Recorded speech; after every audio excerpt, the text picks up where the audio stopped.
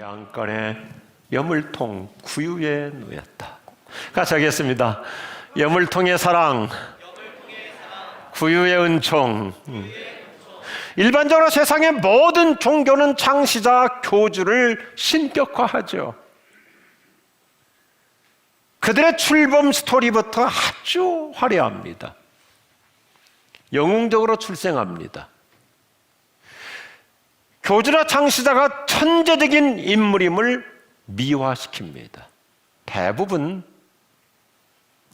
왕족의 혈통이나 귀족으로 태어납니다. 그런데 우리 예수님의 출생은 전혀 반대예요. 너무 초라해요. 가난하게 출생하셨어요. 태어나는 장소가 약간 처량하기도 합니다. 여관방 하나 구하지 못해가지고 가축들이 사는 똥냄새 나는 외양간 여물통에 태어났습니다. 침대나 이부자리조차 없어서 구유에 여물통에 아기 예수를 받아냅니다. 어쩌면 이 세상에서 가장 초라한 출생일 거예요. 그야말로 흙수저, 무수저 출신이에요. 우리가 마태복음이라고 하는 복음서 1장을 보면 예수님의 가문과 가계를 쫙 설명하잖아요. 그런데 마태복음 1장을 읽어볼수록 예수님의 족보야말로 너무나 복잡하고 2000년 전인데 벌써 예수님의 족보는 다문화 가정 출신입니다. 예수님의 혈통은 혼혈족입니다.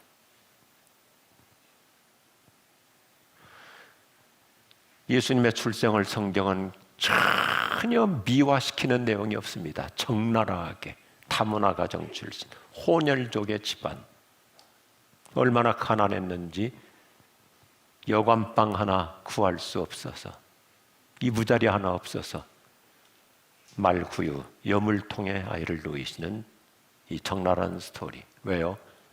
하나님은 우리를 구원하시고자 이렇게 낮고 낮은 최하의 상태로 내려오신 거예요.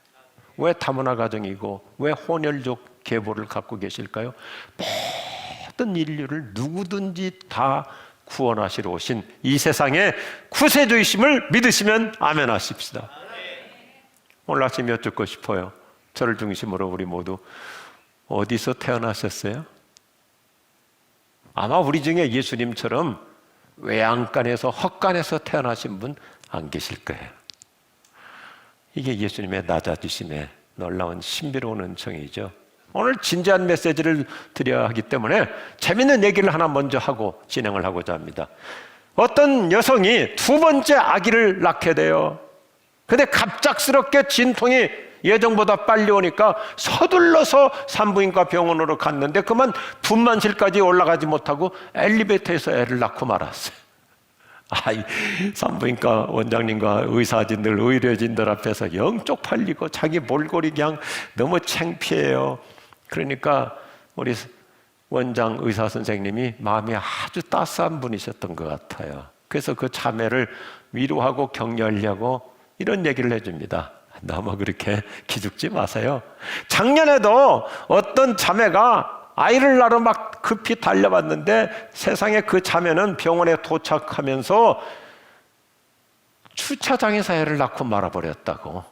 그러니까 이 자매가 듣더니 원장님, 작년 그 여자가 바로 저였어요.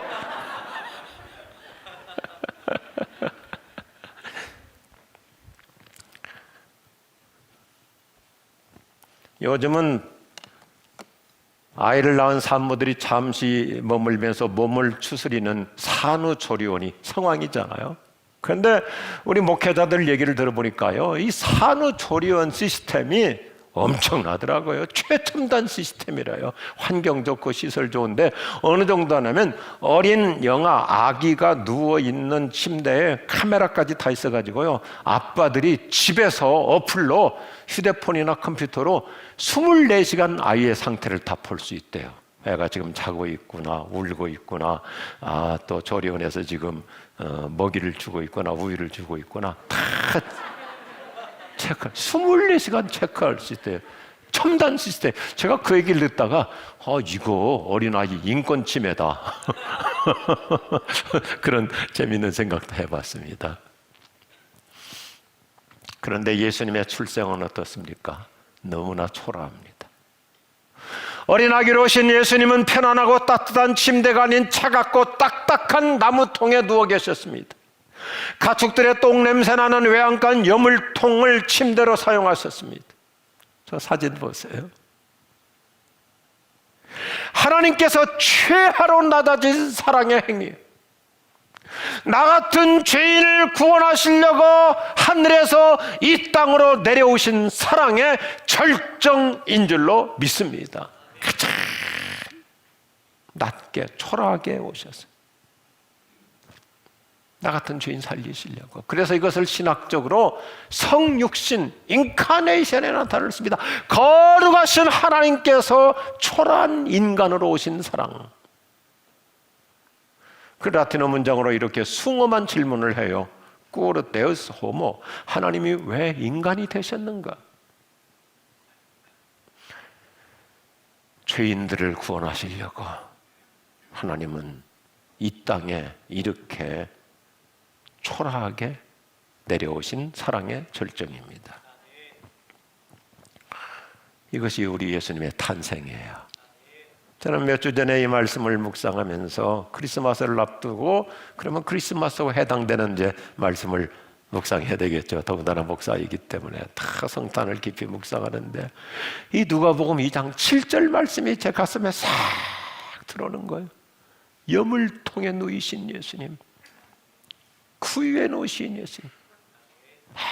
이게 우리 주님의 사랑이구나. 한번 따라합시다. 여물통의 사랑, 구유의 은총. 그래서 제가 예수님 이번 성탄절 또 한 번 맞이하는 연례적인 성탄절이 아니라 이런 성탄절을 맞이해서 예수님을 따라서 어떤 마음가짐으로 살면 좋을까요? 하는데 이 말씀이 그림처럼 떠오르는 거예요. 첫 번째 같이 하겠습니다. 예수님처럼 마음을 비우는 영성으로, 마음을 비우는 영성으로 살아갑시다. 예수님은 비움의 영성을 보여주십니다. 예수님은 태어나는 순간부터 철저히 자기를 비우시죠.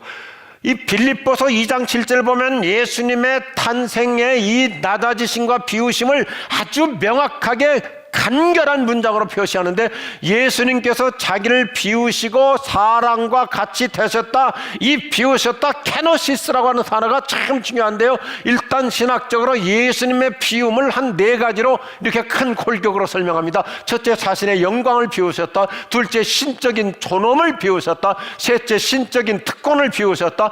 넷째, 하나님과 동등되심을 비우셨다.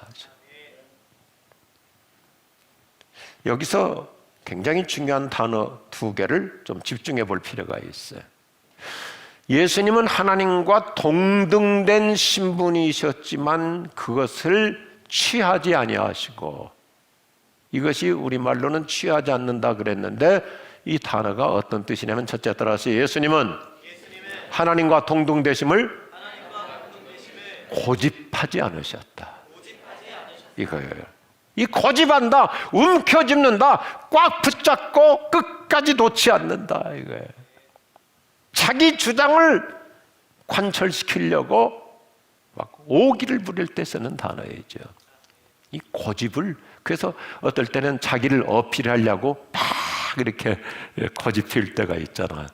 이번 카타르 월드컵 때도 경기를 보다 보면 심판도 완전할 수가 없기 때문에 심판도 이렇게 잘못할 때가 있잖아요. 그러면 이제 선수 입장에서는 억울하지 않습니까? 억울하니까 주장 선수나 아니면 그 현장의 당사자가 그 주심에게 가가지고 막 아니라고 이렇게 오기 부리다가 이 또 심판은 또 자기 자존심이 있으니까 옐로우 카드까지 주면서 그래서 막 이 기싸움을 하잖아요. 이 단어예요. 자신의 기득권을 포기하지 않는다는 뜻입니다. 가만 보면요, 요즘 시대가 자기 주장이 가장 센 시대인 것 같아요. 자존심 세고요, 자아가 아주 강하고 고집이 셉니다. 보니까 제 손자 녀석도 보니까요, 이놈의 새끼가 고집이 은근히 세더라. 그래서 다른 우리 목회자들한테 물어보니까 자기 집 애들도요, 벌써 6살, 7살 먹으면 이제는 타문화권 선교지래요. 갈수록 현대인들이 자존심이 세져가고 있어요. 애들도 그렇고요. 이렇게 생각해 봐요. 이 지구상에서 가장 높은 것은 미국의 엠파이어 스테이트 빌딩도 아니에요. 저 두바이의 마천루 한라파도 아니에요. 우리나라의 무슨 롯데타워도 아니에요. 이 세상에서 가장 높은 것은 자기 고집이에요. 자기 주장이에요. 자존심이에요.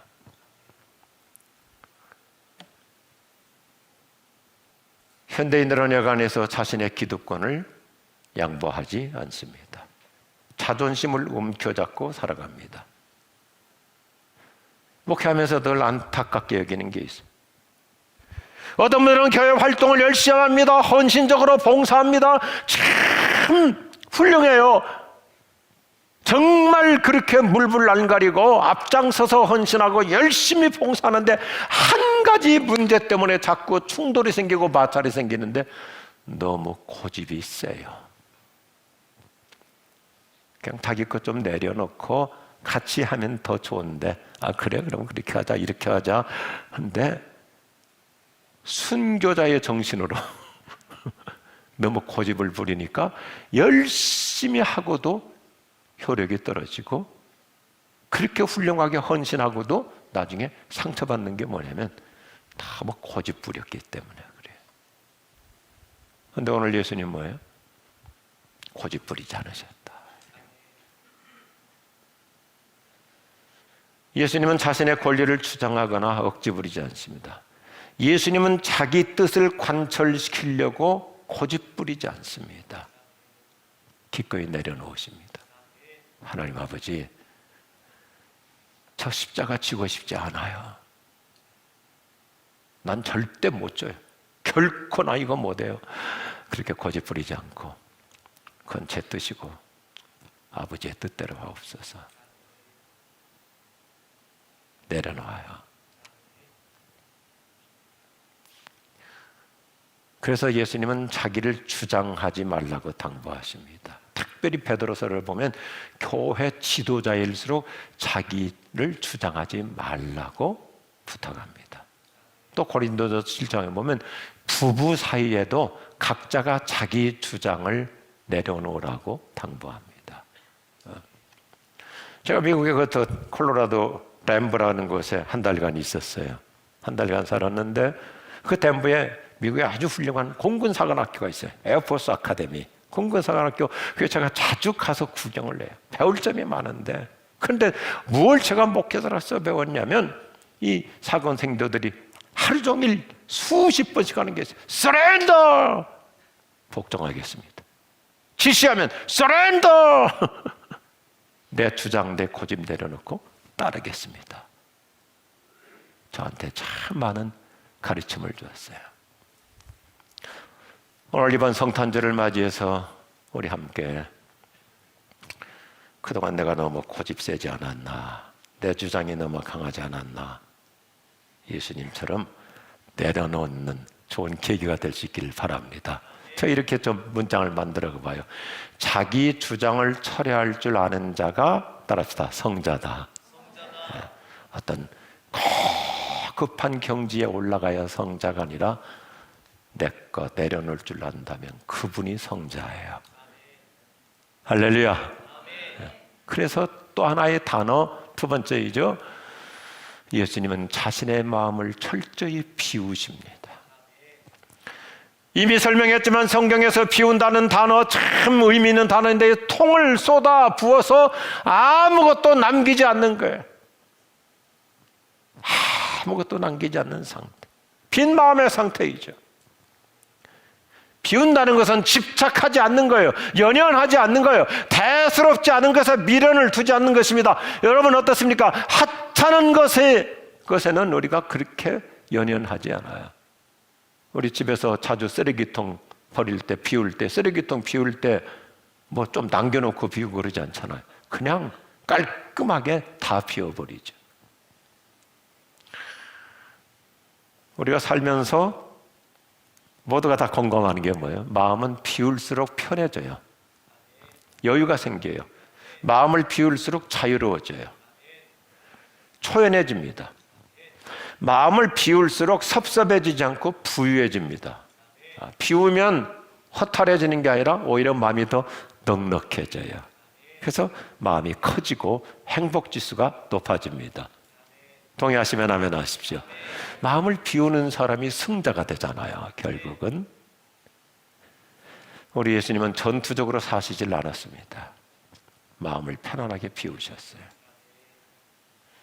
사람은 누구든지 본질이 채워지면 비본질을 비울 수 있습니다. 우리 살면서 다 공감하는 거예요. 속이 알차게 채워지는 사람은 껍데기에 연연하지 않습니다. 내면이 풍부한 사람은 그 외형 가지고 그렇게 신경 쓰지 않아요. 오늘날 현대인들에게는 비움의 영성이 필요합니다. 저는 이따금 생각해. 내 내면의 벽장을 자주 깨끗이 비우는 작업을 하자. 혹시 내가 갖고 있는 어떤 야심, 사심, 욕심,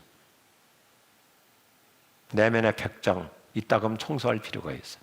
요즘 우리 여성분들 아마 그런 경험들 많은 분들이 하고 계실 거예요.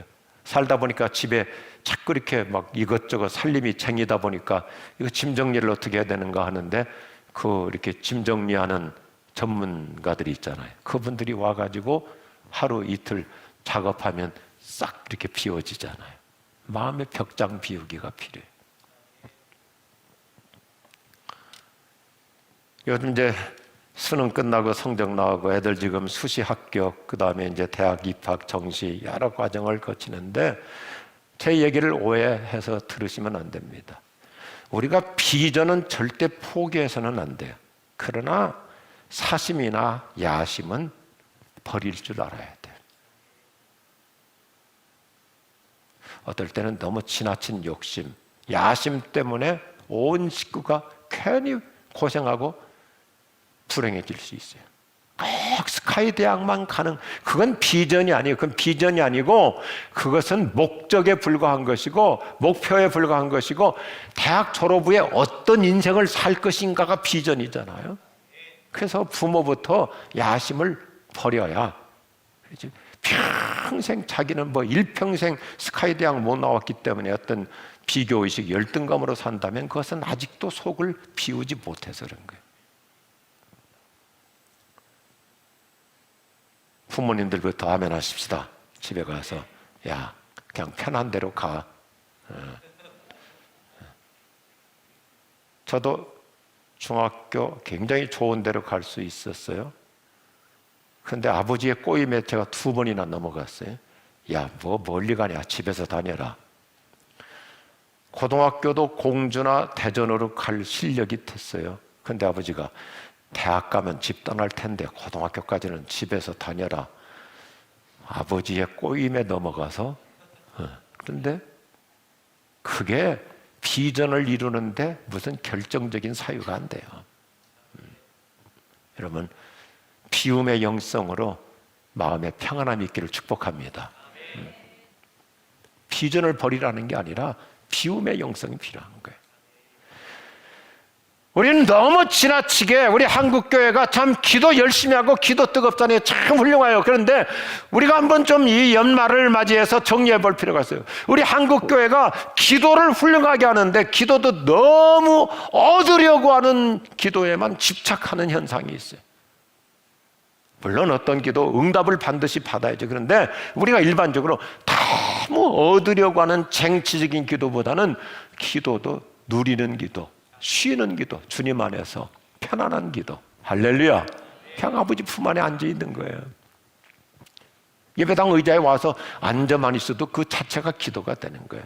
우리 교회 경배와 찬양은 임팩트가 넘쳐요. 성령의 기름 부심과 감동이 있고 찬양 자체가 얼마나 있어요. 저도 옆방에서 대기하면서 딱 만나면 막 소리를 높여 찬양하는 거예요. 너무너무 좋아요. 근데 우리 한국교회가 1980년대부터 경배와 찬양이 특별히 영국을 통해서 들어오는데 우리 한국교회가 훌륭한 점이 참 많죠. 그런데 아쉬운 점이 있어요. 찬양도 너무 전투적인 찬양들이 많아요. 너무 이렇게 전투적인 영적 대결, 영적 싸움 필요할 때도 있지만, 그런데 진정한 찬양은 안식하는 찬양, 주님 안에서 평안함을 누리는 찬양. 예수님 임재하소서. 주님 모시는 찬양. 주 안에 있는 나에게 딴 근심이 있으랴. 십자가 밑에 나가 내 짐을 풀었네. 그러면 얼마나 우리 마음에 여유가 생기고 평안함이 생기고, 좀 비움의 영성, 우리를 윤택하게 해줘요. 내 영혼을 행복지수로 넓혀줘요. 그래서 비움의 영성으로 살수록 고결한 인생을 살아갑니다. 저는 우리 지구촌교회 교우들을 목사로서 참으로 존귀 여기고 존중해요. 우리 성도들 가운데 참 훌륭한 분들이 모두가 다 훌륭하시죠.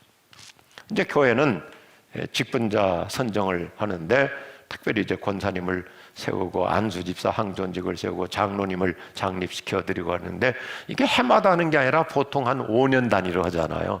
한 5년 단위로 하니까 우리 장로교 헌법도 세례교인 몇 명당 또 장로 하나 이런 이 규정이 있거든요. 이거 한 5년 단위로 하다 보니까 장로 투표할 때 참 아쉬운 분들이 있어요. 5년 사이에 나이가 넘어버린 거예요.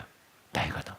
정말 인품 훌륭하고 신앙적으로 교회 봉사 헌신 정말 존경받는 분들이 많이 계세요. 그런데 나이가 지나버려서 어떤 분은 안타깝게도 몇 달 지나기도 하고 뭐 1년 지나기도 하고, 그래서 장로 장립을 못 받아요. 그런데도 우리 교회 이런 훌륭한 분들 무한무변으로 변함없이 빈 마음의 영성으로 교회를 섬기고 주님을 섬기고, 어떤 힘든 부서에서든지 요청하면 기꺼이 헌신하는 모습, 하나님 앞에 존귀한 자인 줄로 믿습니다. 성경은 이런 분들을 인정하라, 존중하라 그랬어요. 저는 늘 그런 분들을 볼 때마다 하늘의 상 받을 자, 그리고 땅의 복도 겸하여 받을 자인 줄로 믿으시면 아멘 하십시오. 예수님은 우리에게 빈 마음의 영성으로 살아가라고 얼마나 우리를 윤택하게 해줍니까? 이번 성탄절을 맞이해서 지난 1년을 돌이켜보면서, 그래, 내가 요즘 생각 없이 그냥 너무 열심히 정신없이 살았는데 내가 필요할 게 뭔가, 내 마음의 벽장 청소 부어가 필요한가 세운해 주실 줄로 믿습니다. 그래서 두 번째 배치 같이 하죠. 예수님처럼 낮은 자리 마음으로 살아갑시다. 예수님이 하늘에서 땅으로 내려오신 것은 역사상 가장 낮아지신 표본입니다. 금세기 훌륭한 크리스천 저널리스트이면서 사상가인 필립 얀시가 예수님의 낮아지심을 문학가답게 정말 멋있는 문장으로 이렇게 압축해줘요. 만물을 만드신 하나님께서 작아지시고 작아지시고 또 작아지셔서 마침내는 하나의 난세포가 되기까지 작아지는 형태로 오셨다. 참 좋은 표현이에요. 예수님은 낮아지시는데 작아지시고 작아지시고, 눈에도 보이지 않을 정도로 작은 세포 수준으로까지 작은 자로 오셨습니다. 제가 이 책을 읽다가 제 표현으로 이렇게 만들었어요, 문장을. 예수님은 동등에서 강등으로 내려오신 분이다. 하나님과 동등 되셨는데 스스로 강등 되셨어요. 그래서 이렇게 제가 표현을 해봅니다. 제가 문장을 만들었지만 좋은 표현 같아요. 예수님은 마음의 낮아지심과 함께 몸의 낮아지심까지 이뤄가세요. 우리 그래 내가 좀 낮은 자리에 마음을 좀 낮춰야지. 근데 예수님은 몸까지 낮추세요. 몸까지. 그래서 외양간에 여우물통으로 내려오시는 거예요. 호화로운 출생을 마다하시고 가장 낮은 모습으로 오시는 거예요. 인류의 구주께서 구유라고 하는 밑바닥으로 내려오신 거예요. 구주가 구유에 누이셨다. 얼마나 모순됩니까? 이 세상을 구원하시는 구주께서 짐승들이 먹는 여물통 구유로 낮아지신 것입니다. 이게 우리 그리스도인들의 모습이잖아요. 사실상 예수님을 믿고 따르는 우리 그리스도인 신자들만큼 낮아짐의 정신으로 사는 사람들이 이 세상에 어디 있을까요? 우리 지구촌교회는 특별히 부부가 다 건강하잖아요. 남자들이 참 교회 나와서 쉽게 변화받고 멋있는 믿음의 사람들이 되고, 우리 지구촌교회는 남자들이 교회 나왔다면 다 소울 프렌드가 되고요. 사회적으로 다 스테이터스가 있습니다. 신분이 있습니다. 세상에 나가면 다 대우받습니다. 집에서도 위풍 있는 가정입니다. 권세 있는 아버지입니다. 위험 있는 남편입니다. 그런데 교회에 오면 자기 것 다 내려놓잖아요. 여성들 어때요? 사회 나가면 다 존칭받습니다. 사모님 소리 듣잖아요. VIP들이잖아요. 근데 교회에 오면 그거 다 내려놓고 그냥 필요지향적으로 섬기시는 거, 우리 주님이 기뻐하실 줄로 믿습니다. 예수님께서 말씀하실 거예요. 너 참 나를 닮았구나. 옆에 분 서로 인사하고 격려하십니다. 예수님이 자기 닮으셨대.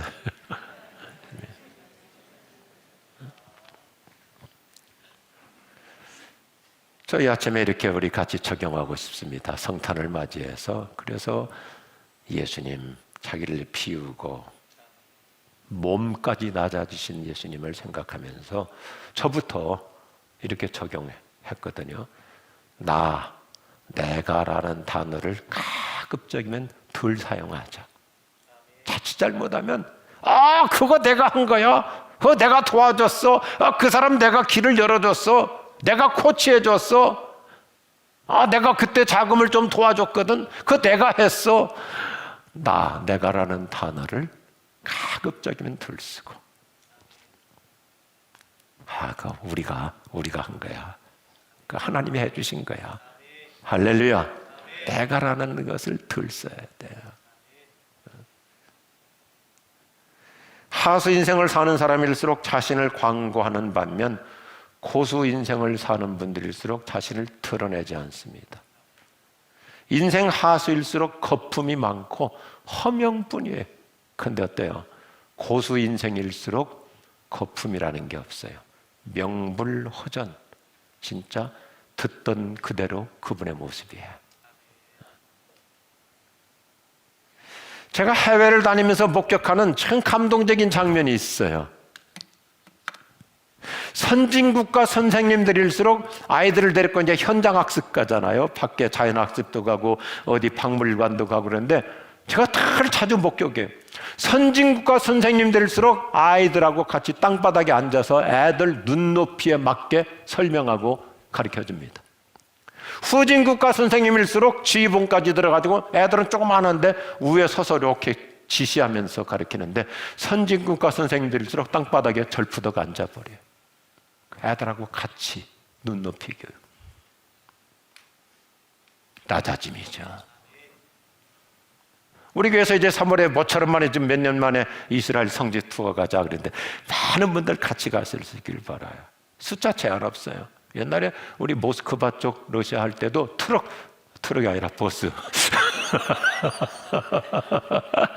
버스 2대로 70명인가 80명인가 좋았어요. 그래서 이제 A차, B차 이렇게 1호차, 2호차에서 저는 양쪽을 또 골고루 만족시켜 드리니까 이쪽 차 탔다 저쪽 차 탔다가 나중에는 두 차가 떠나버렸어.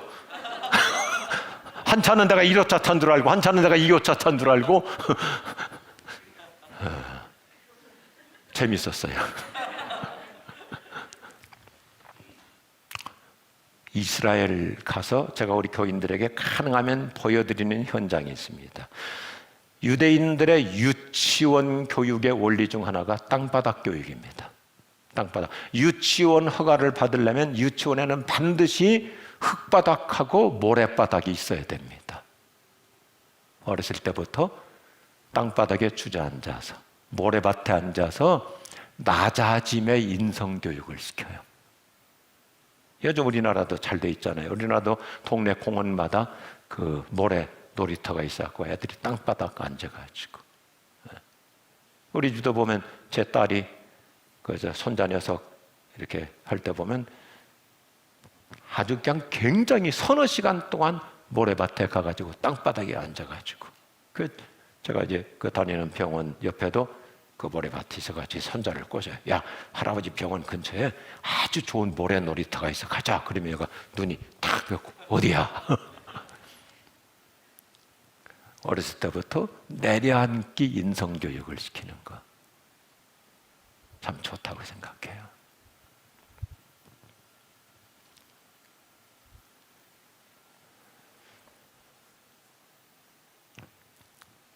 이번 성탄절을 맞아 우리 한번 낮은 자리 마음을 품어보십시다. 특별히 요즘 날씨도 춥고 경제도 어려워지고 있는데 평상시 좀 가슴에 품었던 약간 내 마음에 어떤 거룩한 부담을 느꼈던 어려운 분 계십니까? 아픈 분 계십니까? 한번 찾아주면 어떨까요? 온종의 손길을 내밀어주면 어떨까요? 외로운 자들에게는 찾아와서 위로해주는 분이 필요해요. Come and comfort. Come and comfort. 찾아와서 손 내밀어주는 분이 필요해요. 아마 우리 주변에 오늘 또 이런 외로운 노래를 읊조리고 있는 분이 계실 수도 있습니다.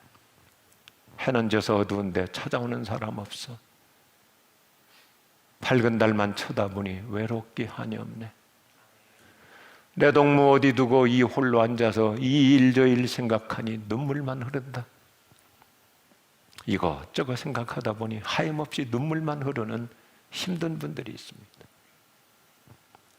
요즘 우리 북한 주민들의 생활 실상이 너무너무 어려운 상황입니다. 얼마 전에도 우리 통일민 형제 한 사람으로부터 카톡을 받고 참 가슴이 울컥했어요. 목사님, 며칠 전에 어머니와 연락했는데 지금 북한은 1997년 고난의 행군 때보다 더 험악한 상황이라고 합니다. 가는 곳마다 사람들이 굶어 죽고 병들어 죽어가고 있다고 합니다. 사람들이 배고파서 못 살게요라고 말만 해도 잡아간다고 합니다. 북한은 현재 여러 지역 주민들이 코로나 전염병으로 초토화가 돼가고 있습니다.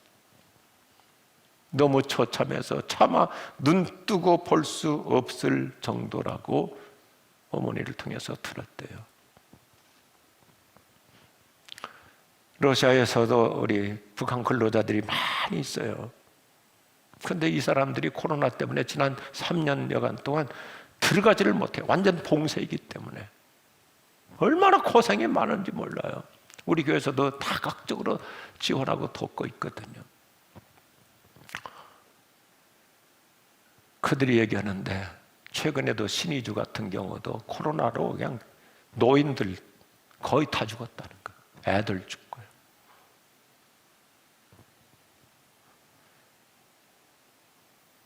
그래서 북한은 민요가 밀란이 일어날까 봐서 지금 최악의 상태니까, 고난의 행군 때보다 더 어려운 상태니까 민심이 동요되지 않게 하려고 자꾸 무기 실험하고 전쟁 막 비행기 띄우고 해서 긴장 상태 만들어야 딴 생각을 못 하는 거거든요.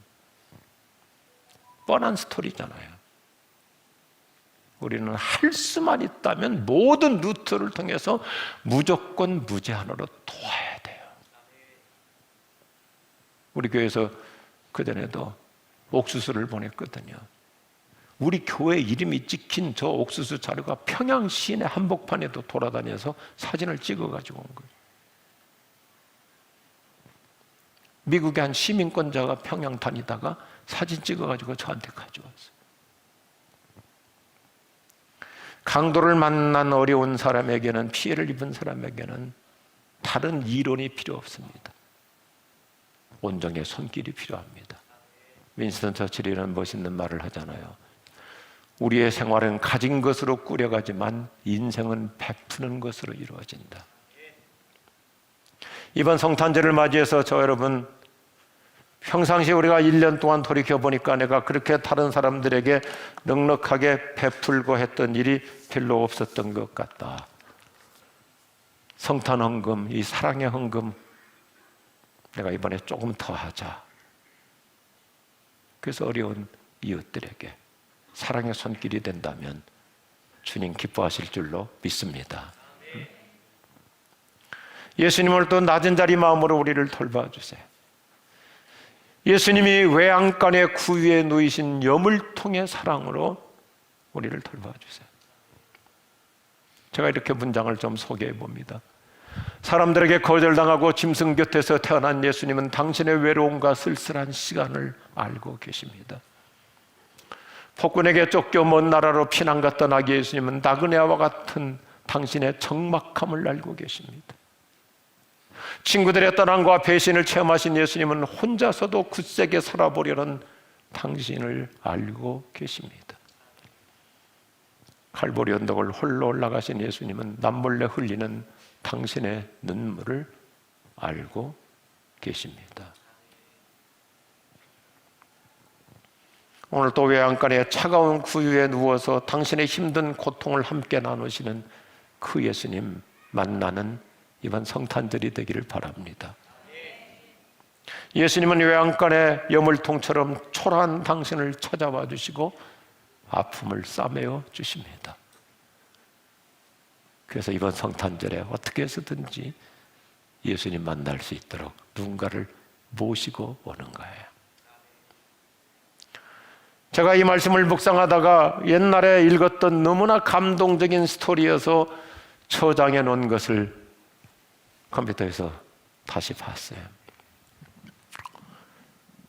오래전부터 우리 그리스도인들에게 자주 부르는 찬송 낮엔 해처럼 밤엔 달처럼이라는 이 노래 배경 스토리가 감동적이에요. 최용덕 선생님이 작사 작곡한 노래인데 배경이 이렇습니다. 어느 날 이분이 수천 명의 대학생들을 강당에 모아놓고 강의를 하러 갑니다. 수천 명의 대학생들을 놓고 강의하는 선생님 입장에서 가다가 복도에서 땅바닥에 엎드려서 화장실 청소하는 어떤 여성을 보면서 자기는 선생이고 이분은 밑바닥 청소부고, 그래서 그 여자분을 이렇게 조금 하대하는 마음 자세로 내려다본 거예요. 이거 청소부구나. 강의를 마치고 나오는데 그 여성분이 아직도 이렇게 쭈그려 앉아서 청소하고 있는데 지나가던 한 신사가 그분을 보더니 깜짝 놀라가지고 이렇게 인사하더라고요. 아니 사모님, 이 어찌된 일이십니까? 알고 보니 우리나라 대기업 총수의 부인이신데 자기 아들이 다니는 학교를 사랑하는 마음으로 자원봉사 와서 일하고 계신 거예요. 자원봉사 와서. 최영덕 선생이 깨달았대요. 자기가 나는 크리스찬인데, 나는 수천 명의 학생들을 가리키는 선생인데 이분은 기업의 총수의 부인으로서도 자기의 아들이 다니는 학교를 사랑하는 마음으로 낮은 자세로 와서 섬기는데 내 마음의 자세는 어떤가? 깊이 깨닫고 집에 가서 생각하며 기도하고 묵상하다가 노래가 나오더라는 거야. 나도 예수님처럼 바울처럼 그렇게 살 순 없을까?